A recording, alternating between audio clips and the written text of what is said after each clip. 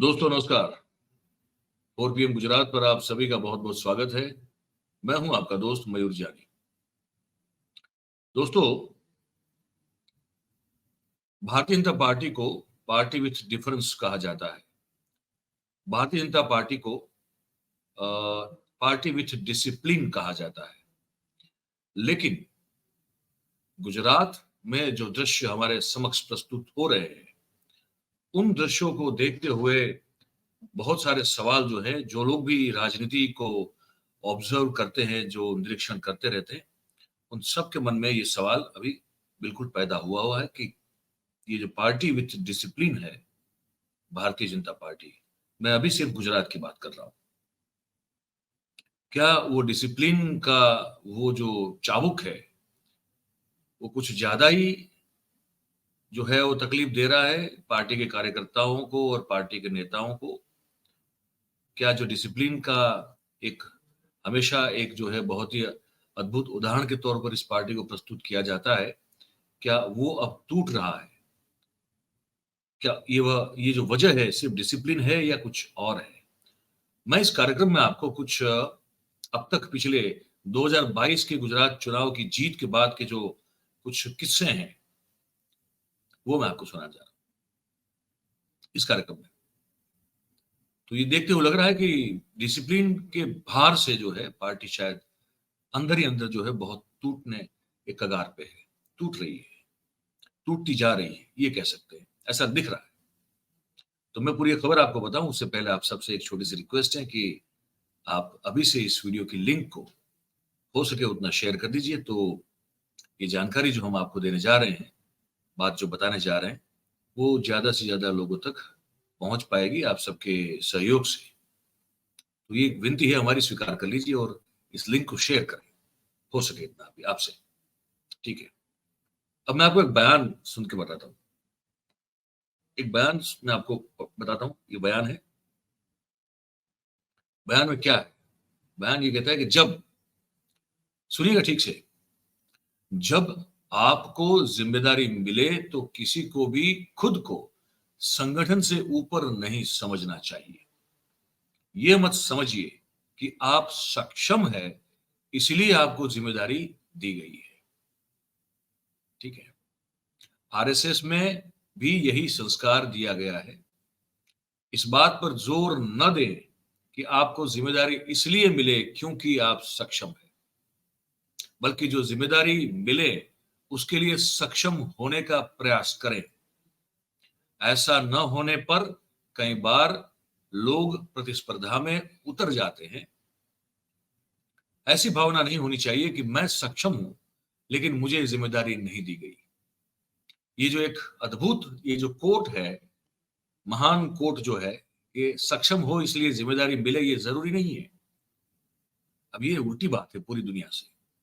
शिस्त का मतलब, डिसिप्लिन का मतलब अगर ये होता है तो आप समझ लीजिए मतलब कि ये किस तरह से मीडियोक्रेसी को बढ़ावा देने की बात हो रही है।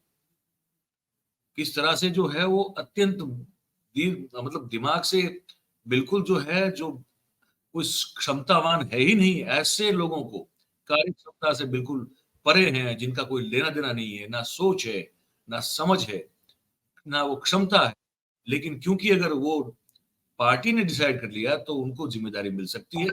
आप अगर सक्षम हो, आप काबिल हो और फिर भी अगर आपको नहीं मिलती है तो आपको उसका बुरा नहीं लगाना है। शिस्त की व्याख्या ये कर दी गई है। और ये निवेदन किसका है? ये निवेदन जो है वो भारतीय जनता पार्टी के गुजरात के प्रदेश अध्यक्ष CR पाटिल साहब का है। अब ये हमको समझ में नहीं आ रहा। मुझे लगता है शायद बहुत सारे लोगों को समझ में नहीं आ रहा कि अगर तो फिर अगर क्षमतावान है और अगर आपको जिम्मेदारी न मिले तो वो क्षमता का क्या कीजिएगा आप? क्षमता का कीजिएगा क्या, ये बताइए मुझे आप। और आपसे बहुत ही कम क्षमतावान व्यक्ति अगर आपके ऊपर बैठ के जो है आपको आदेश दे रहा हो तो आपको कैसा लगेगा? और अगर वो शिस्त है तो ये तो फिर बहुत घटिया तरह की शिस्त है साहब। आपकी तो जिम्मेदारी ये बनती है, आपकी मतलब किसी की भी जिम्मेदारी ये बनती है, जो कोई भी संस्था चल रही हो, चाहे वो पॉलिटिकल हो, मीडिया संस्थान हो या कोई भी संस्थान हो, सच बात तो ये है, जरूरी बात तो ये है कि जो सबसे ज्यादा क्षमतावान है उसको आप पकड़िए, ढूंढिए, उसको आप ढूंढ निकालिए, अपने जो भी उपलब्ध आपके पास जो लोग हैं उसमें से, और उसको जिम्मेदारी दें। और अगर क्षमतावान व्यक्ति को जिम्मेदारी देंगे तो ऐसा कहाँ लिखा गया है कि वो जो है वो डिसिप्लिन में नहीं रहेगा? भाई डिसिप्लिन अगर आपकी जो है वो एक वाजिब होगी तो हर कोई रहेगा, लेकिन आपकी अगर बहुत ही फालतू प्रकार की डिसिप्लिन होगी तो कोई भी क्षमतावान व्यक्ति जो है, क्योंकि वो चाटुकार नहीं होता है।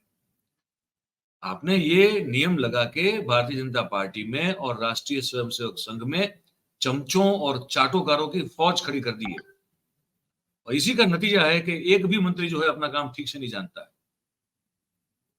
पूरा राज्य ब्यूरोक्रेसी के हवाले से चल रहा है, क्योंकि आपने ऐसे ऐसे लोगों को उठा के बिठा दिया, पद दे दिया, जिम्मेदारी दे दी, जिनकी अपनी कोई औकात नहीं है, जिनकी क्षमता नहीं है। और ये आपका निवेदन जो है सीआर पाटिल साहब, ये साबित कर रहा है कि आपको क्षमतावान की जरूरत है नहीं, जो नहीं है उसकी ज्यादा जरूरत है, क्योंकि वो कुछ बोलता नहीं है, उसको पता है कि मुझे अपनी औकात से बहुत ज्यादा मिल चुका है। तो भैया जो हो रहा है होने दो, बस हाँ में हाँ मिलाते रहो, चुपचाप बैठे रहो। तो ऐसे लोग अगर आपको चाहिए और इसको अगर आप शिस्त कहते हैं, तो क्या भला कर पाएंगे आप इस राज्य का और देश का, ये बताइए। जहां क्षमतावान व्यक्तियों की कोई कीमत ना हो और डिसिप्लिन के डंडे से उसको जो है वो चुप रखा जा रहा हो, तो उस पार्टी में अब फिर क्या स्थिति हो सकती है। इसलिए शुरुआत में मैंने आपको निवेदन पढ़ के सुनाया। अब मैं बताता हूं कि अब क्या स्थिति हो रही है। तो देखिए, राजनीति में गुटबाजी शब्द जो है वो नया नहीं है, लेकिन हाल के दिनों में हो क्या रहा है, गुजरात बीजेपी में कुछ चौंकाने वाले मामले जो है वो देखने को मिल रहे हैं। ठीक है, शायद ही जो पिछले 2 ढाई दशक में कभी देखे होंगे। हाँ, वो एक हुआ था, शंकर सिंह वाघेला ने जो है वो विद्रोह कर दिया था 1996 में, और उसके बाद आपको ये कभी कहीं इस तरह से इस पैमाने पर देखने को नहीं मिला होगा जितना कि अभी देखने को मिल रहा है। आप समझ रहे हैं मेरी बात को?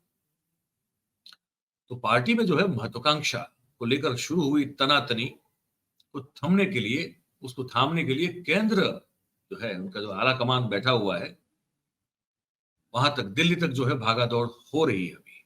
ठीक है, जामनगर में बीजेपी सांसद पूनम माडम, विधायक रीवाबा जाडेजा, मेयर वो जो महिला है वो कोठारी, बीनाबेन कोठारी, उनके बीच विवाद जो है बड़ी मुश्किल से उसको जो है उसका शमन किया गया, लेकिन फिर भी बताया जा रहा है कि वो विवाद उस तरह से वो उसका शमन हुआ नहीं है जिस तरह से दिखाया जा रहा है। मतलब अंदर जो है वो एक दरार बहुत बड़ी जो है वो पड़ चुकी है।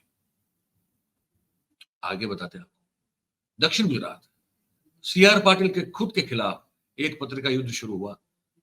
गणपत वसावा जो बहुत सीनियर लीडर हैं भारतीय जनता पार्टी के, कैबिनेट मिनिस्टर बहुत लंबे अरसे से जो है मतलब 3 से 4 टर्म तक रह चुके हैं, वो गणपत वसावा के समर्थकों के द्वारा सीआर पाटिल के खिलाफ पत्रिका युद्ध करने की जो है बात की गई। वहां पुलिस फरियाद हुई, अरेस्ट हुए लोग। ये भी एक किस्सा है। उसमें पेनड्राइव का भी एक मामला था। पेनड्राइव में भी कुछ साहित्य जो है, कुछ चीजें, कुछ क्लिप वगैरह जो है उसको वायरल, उसमें रख के वायरल करने की कोशिश की गई थी। ठीक है, और बताता हूँ आपको।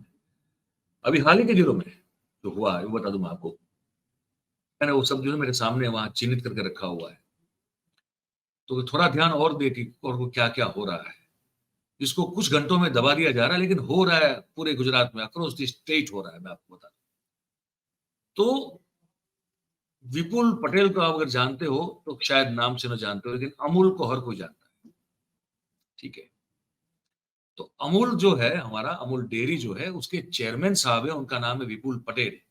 और विपुल पटेल हमारा जो खेड़ा, नडियाद, आनंद वाला जो मध्य गुजरात का इलाका है जिसको चरोत्तर भी कहते हैं, वहां के भारतीय जनता पार्टी के बहुत ही एक मजबूत एक नेता और कार्यकर्ता माने जाते हैं। उनको जो है वो बना दिया गया अमूल डेयरी का चेयरमैन।